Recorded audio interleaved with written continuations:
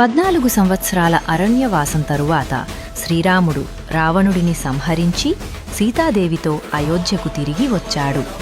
ఆయన రాకతో ప్రజలు ఆనందంతో ఉప్పొంగిపోయారు. ఇల్లు శుభ్రం చేశారు, మట్టి దీపాలు వెలిగించారు. ఆ రాత్రి అయోధ్య మొత్తం వెలుగులతో మెరిసింది. అదే మొదటి దీపావళి. మరో యుగంలో ద్వారకలో భయంకరుడైన నరకాసురుడు దేవతలను, ప్రజలను వేధిస్తున్నాడు.